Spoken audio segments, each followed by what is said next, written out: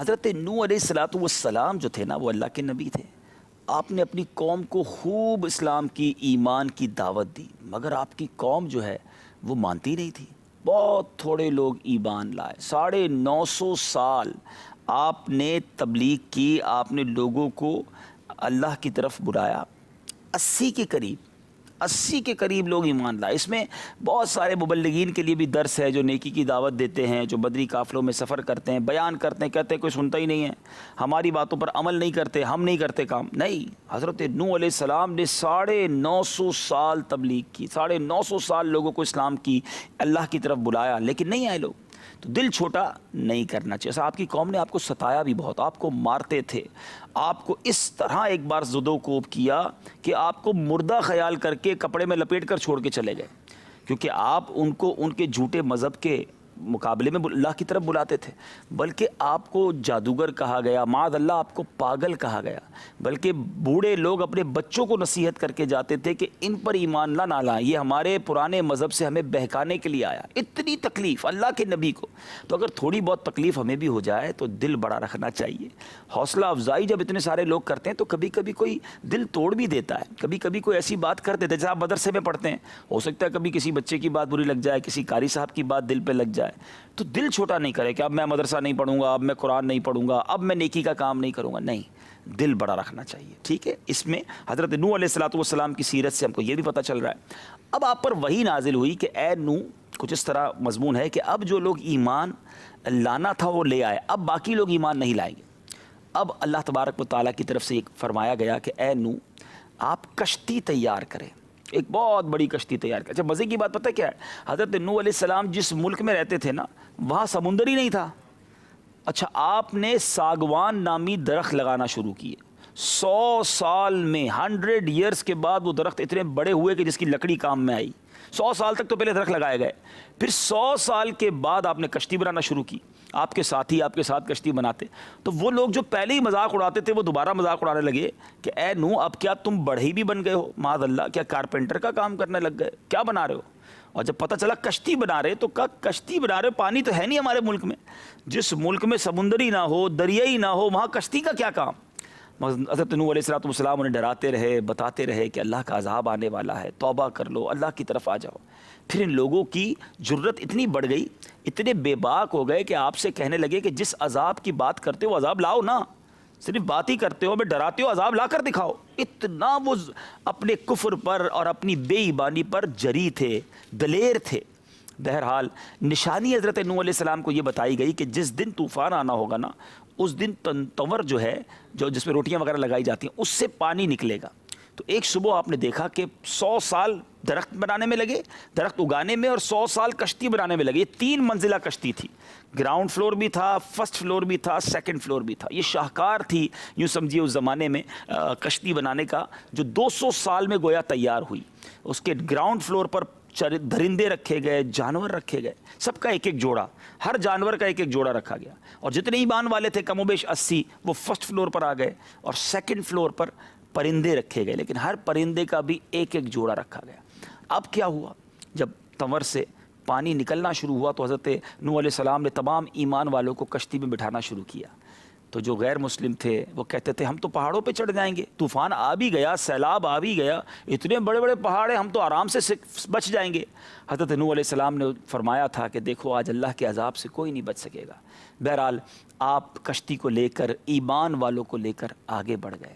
آپ کا ایک بیٹا جو تھا وہ بے ایمانوں کے ساتھ مل گیا، وہ بھی آپ پر سچے دل سے ایمان نہیں لایا، اللہ پر سچا اسے بھی بھروسہ نہیں تھا. وہ کفر پر اسی سیلاب میں، اسی طوفان میں وہ بھی غرق ہو گیا. ایک اور بات بیٹا سیکھنے کو ملتی ہے کہ اگر ہمارے والد صاحب یا ہمارے دادا یا ہمارے خاندان میں کچھ لوگ بہت نیک ہیں تو ہمیں یقیناً اس کی برکت تو ملے گی، لیکن بندہ اسی سے مطمئن نہ ہو جائے کہ میرے والد صاحب تو بہت بڑے پیر صاحب ہیں، والد صاحب تو مسجد کے امام ہیں، والد صاحب تو بہت بڑے عالم دین ہیں. مجھے اپنے ایمان کا، اپنے اعمال کا خود حساب دینا ہوگا. آپ دیکھیں نا، اللہ کے نبی ہیں مگر بیٹا بے ایمان ہو گیا. تو ہمیں جو بھی اعمال کرنے ہیں، اپنی ذات کو بھی دیکھنا ہے۔ اسی طرح بہت سارے ناظرین کے لیے یہ میسج ہے کہ بہت سارے ایسے بھی اسلامی بھائی ہوں گے جن کے بچے علماء بن رہے ہیں، جیسے آپ ماشاءاللہ حافظ قرآن بن رہے ہیں، تو بعض اوقات جن کے بچے حافظ قرآن بنتے ہیں نا، وہ والد کہتے ہیں میں نے تو اپنا ایک بیٹا دے دیا ہے، میرا بیٹا تو حافظ قرآن بن رہا ہے۔ ٹھیک ہے، آپ کا بیٹا حافظ قرآن بن رہا ہے، عالم باعمل بن رہا ہے، آپ کا بیٹا اگر مسجد کا امام بن گیا ہے، آپ کا بیٹا مبلغ ہے، اس کا مطلب آپ پر نمازیں معاف تو نہیں ہو گئی نا، آپ پر قرآن پڑھنا تو معاف نہیں ہو گیا، آپ بھی تو قرآن سیکھیں۔ تو یہ بڑوں کے لیے بھی میسج ہے کہ اگر آپ کی اولاد میں کوئی نیک ہے تو آپ نے اپنے اعمال کو بھی درست کرنا ہے اور اپنی آخرت کی تیاری بھی کرنی ہے۔ یقیناً اچھی اولاد کا فائدہ ضرور ہوتا ہے ماں باپ کو، لیکن ماں باپ اس بات پر بے فکر نہ ہو جائے کہ اب بچہ ہم نے جناب نیک بنا دیا تو ہم فارغ ہو گئے، ایسا نہیں ہے۔ ٹھیک ہے، اچھا اب طوفان آیا اور جب سانپ اور بچھو سوار ہونے لگے تو آپ نے ان دونوں کو بھی روک دیا کہ تم ہماری کشتی میں نہ آؤ۔ تو دونوں نے کہا کہ ایک اللہ کے نبی ہمیں سوار کر لیں، ہم آپ سے وعدہ کرتے ہیں جو شخص سلام علی نوح فی العالمین پڑھ لے گا ہم دونوں اس کو تکلیف نہیں پہنچائیں گے۔ پھر ان دونوں کو کشتی میں بٹھا لیا گیا۔ اب یہ بہت زبردست وظیفہ مل گیا کہ سانپ اور بچھو کے کاٹنے سے بچنا ہے تو یہ وظیفہ پڑھ لیں۔ میں پڑھا دیتا ہوں، آپ پڑھ لیں، مدری چل کے ناظرین بھی پڑھ لیں، یاد بھی کر لیں۔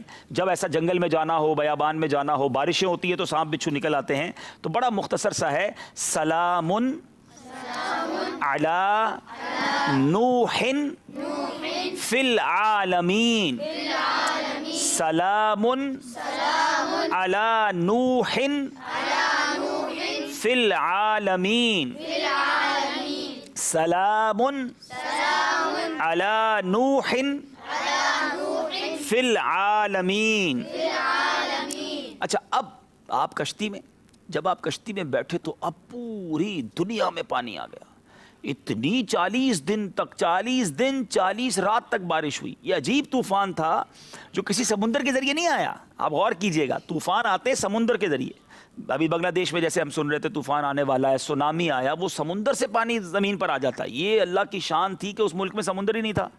پہلے تو اس کنویں سے، اس تندور سے، تنور سے پانی نکلا، پھر 40 دن تک بارش ہوئی، موسلا دھار، کنٹینیو 40 دن اور 40 رات، اور بارش کے ساتھ ساتھ زمین بھی پھٹی اور زمین سے بھی پانی نکلنا شروع ہو گیا۔ اور پانی کتنا جمع ہوا کہ الحمدللہ ہم نے کئی ایسے ملکوں کا وزٹ بھی کیا، بہت ساری قدرت کی نشانیاں دیکھی ہیں۔ یہ جو طوفان نوح ہے نا، یہ جو بلد الانبیاء ہے، انبیاء کی سرزمین ہے، یہ یوں سمجھ لیجئے کہ یہ عرب شریف، پھر اس کے ساتھ اردن، مصر، یہ وہ جگہ ہیں جہاں انبیاء رہتے تھے۔ تو ہم نے ایسے مقامات دیکھے جو واضح طور پر بتاتے ہیں کہ یہاں سینکڑوں سال تک پانی رہا کہ بڑے بڑے پہاڑ عجیب عجیب شکل کے ہو گئے۔ تو 40 گز بڑے بڑے پہاڑ اس پانی کے اندر ڈوب گئے، اتنا پانی۔ یعنی اب ذرا تصور کریں کہ دنیا میں اور کچھ نہیں ہے، صرف پانی ہے، ایوری تھنگ، ہر چیز پانی کے اندر ڈوب گئی تھی۔ فقط ایک کشتی تھی جس میں چند ایمان والے تھے، چند جانور تھے، چند پرندے تھے، اور وہ کشتی گھوم رہی ہے پوری دنیا میں۔ وہ کشتی صرف تیرتی رہی۔ میرے میٹھے اسلامی بھائیوں، اب پتہ ہے یہ کشتی جو ہے، نوح علیہ السلام جس میں تھے، تو یہ کشتی کعبہ شریف کے پاس بھی گئی، جہاں آج کعبہ شریف ہے نا، وہاں بھی گئی، اور بتایا گیا کہ یہ کشتی کعبے کا طواف بھی کیا۔ حضرت نوح علیہ السلام کی اس کشتی نے کعبہ شریف کا 7 بار چکر لگایا۔ پھر یہ جو کشتی تھی یہ کوہ جودی پر آ کر، یہ ایک پہاڑ ہے، اس پہاڑ پر آ کر ٹھہر گئی، اور اب وہاں پر ایک بستی بسائی گئی۔ آپ پھر اترے نیچے تو اس بستی کو سمانین کہا جاتا ہے۔ سمانین عربی میں کہتے ہیں 80 کو، سمانیہ کہتے ہیں 8 کو، سمانین کہتے ہیں 80 کو۔ یہ 80 لوگ تھے، 80 لوگوں کی بستی بسائی گئی۔ اللہ تبارک و تعالیٰ نے ان 80 لوگوں میں اس ایسی برکت دی کہ پھر ساری دنیا آباد ہو گئی۔ حضرت نوح علیہ السلام کا ایک لقب ہم نے سنا تھا تھوڑے دنوں پہلے، کیا تھا؟ کون بتائے گا؟ ہاں، اسی واقعے سے چلیں، یہ مدنی منہ بتائیں گے۔ حضرت نوح علیہ السلام کا لقب، نوح علیہ السلام کا حضرت آدم علیہ السلام کے بعد دنیا میں، ہاں، آدم کیا کہلاتے ہیں؟ دوسرے آدم ثانی۔ آپ آدم ثانی کہلاتے کیونکہ آپ کے بعد دنیا دوبارہ بسی نا، آپ کی قوم کے ذریعے دوبارہ ساری دنیا میں آبادی ہوئی۔ یہ پرندوں اور جانوروں کا ایک ایک جوڑا پتہ ہے کیوں سنبھالا گیا تھا؟ تاکہ یہ پرندے بھی دنیا میں بڑھتے رہیں، یہی جانور جوڑا تھا تو یہ بھی بڑھتے رہیں، دنیا دوبارہ سے جو ہے نا وہ آباد ہو گئی ماشاءاللہ۔ تو اب میٹھے اسلامی بھائیوں، یہ پتہ چلا کہ اس کشتی نے ایمان والوں کو بچا لیا، بے ایمان جو تھے وہ سارے غرق ہو گئے۔ اب سوال یہ ہے، بڑا انٹرسٹنگ کوسچن ہے، یہ طوفان ختم کیسے ہوا؟ اتنا پانی تھا دنیا میں، یہ ختم کیسے ہوا؟ اللہ تبارک و تعالیٰ نے زمین کو حکم دیا کہ تمام پانیوں کو پی لے۔ اب زمین نے وہ پانی پینا شروع کیا، زمین کے اندر وہ پانی جانا شروع ہوا، آسمان سے اللہ نے فرمایا بارش کو بند کر دے، بارش رک گئی، زمین نے پانی پینا شروع کیا۔ پھر اللہ تبارک و تعالیٰ نے ہوا کو حکم دیا، خشک ہوائیں چلیں اور پوری زمین سوکھ گئی اور پانی جو ہے وہ ختم ہو گیا۔ اب آپ جب زمین پر اترے تو پوری دنیا میں تو کچھ نہیں تھا، مگر آج کل تو انٹرنیٹ کا زمانہ ہے، اخبار کا زمانہ ہے، پتہ چل جاتا ہے امریکہ میں کیا ہوا ہے، یورپ میں کیا ہوا، افریقہ میں کیا ہوا۔ اس وقت کیسے پتہ چلتا کہ دنیا میں کیا ہوا ہے؟ آپ اکیلے ہی تھے، یعنی 70-80 افراد جو بھی تھے، تو حضرت نوح علیہ السلام نے کسی کو بھیجنے کا ارادہ کیا کہ کوئی جائے اور دنیا کا چکر لگا کر آئے، زمین کے بارے میں بتائے کہ وہاں ہو کیا رہا ہے، باقی دنیا کی کیا کیفیت ہے۔ تو مرغی نے کہا کہ میں روئے زمین کی خبر لاؤں گی۔ تو حضرت نوح علیہ السلام نے اس کو پکڑ لیا اور اس کے بازوؤں پر مہر لگا کر فرمایا تجھ پر میری مہر ہے، تو پرندہ ہونے کے باوجود بھی لمبی اڑان نہیں اڑ سکے گی اور میری امت تجھ سے فائدہ اٹھائے گی۔ آج ساری دنیا مرغی کھاتی ہے لیکن مرغی بہت دور تک اڑ نہیں سکتی ہے، ٹھیک ہے؟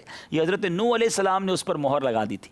پھر آپ نے کوے کو بھیجا کہ جا کر خبر لے کر آؤ، تو کوا ایک مردار کو اس نے دیکھا اور اسی پر بیٹھ گیا اور کھانے لگ گیا، واپس نہیں آیا۔ لالچی ہوتا ہے نا کوا، واپس نہیں آیا۔ تو آپ نے اس پر لعنت فرما دی اور بد دعا دی کہ وہ ہمیشہ خوف میں مبتلا رہے، لہٰذا کوے کو حل و حرم کہیں بھی پناہ نہیں ہے، اس کے اندر خوف ہی رہتا ہے۔ اچھا، پھر آپ نے کبوتر بھیجا، وہ زمین پر نہیں اترا، کوا بھی زمین پر اتر کے مردار کھانے لگ گیا تھا۔ کبوتر نے وہ بہت دور سے چکر لگایا، بہت لمبا چکر لگایا، ملک سبا سے زیتون کی ایک پتی اپنے چونچ میں لے کر آ گیا۔ آپ نے فرمایا تم زمین پر نہیں اترے، جاؤ دوبارہ جاؤ اور دیکھ کر آؤ کہ پانی زمین حرم سے ختم ہو چکا ہے یا نہیں۔ تو وہ مکہ مکرمہ میں کعبہ مشرفہ کی زمین پر کبوتر اترا اور اس نے جو ہے وہ دیکھ لیا کہ پانی زمین حرم سے ختم ہو گیا ہے، سرخ مٹی ظاہر ہو گئی ہے۔ کبوتر کے دونوں پاؤں بھی پہلے لال نہیں تھے، حضرت نوح نے جب بھیجا تھا تو وہ لال مٹی میں اس کے پیر سرخ ہو گئے، تو وہ سرخ مٹی والے پیر لے کر آیا حضرت نوح علیہ السلام کے پاس، واپس آ کر پتہ ہے کیا کہتا ہے؟ اے اللہ کے نبی، آپ میرے گلے میں خوبصورت ہار عطا کر دیں، میرے پاؤں میں سرخ خضاب مرحمت فرمائیں، مجھے زمین حرم میں وہیں رہنے کی سعادت دے دیں۔ 3 فرمائشیں کی کبوتر نے۔ حضرت نوح علیہ السلام نے کبوتر کے سر پر دست شفقت پھیرا، اس کے لیے دعا فرما دی۔ اس کے گلے میں آپ دیکھتے ہیں کبوتر کے گلے میں ایک بہت خوبصورت دھاری دار ہار جیسا محسوس ہوتا ہے، اس کے پاؤں سرخ ہو جائیں یہ دعا کی، اس کی نسل میں خیر و برکت رہے یہ دعا فرمائی، اور زمین حرم میں اس کو قیام مل جائے، سکونت مل جائے۔ آج آپ کو کبوتر مکے مدینے میں نظر آتے ہیں، یہ حضرت نوح علیہ السلام کی دعا ہے۔ کبوتر کے پیر جو لال ہیں یہ بھی حضرت نوح علیہ السلام کی دعا ہے، اور اس میں برکت بھی ہے، یہ بھی حضرت نوح علیہ السلام کی دعا ہے۔ تو بہرحال میرے میٹھے پیارے مدنی منوں، مدنی چینل کے ناظرین، پتہ چلا کہ اللہ والوں کی جو بات مانتے ہیں، اللہ والوں سے جو منسلک رہتے ہیں، وہ کامیاب ہو جاتے ہیں۔ آخری بات کر کے بات ختم کرتے ہیں، وقت آج زیادہ ہو گیا ہے، کہ ایک شخص جو تھا سنگترے بیچ رہا تھا، ٹھیک ہے نا؟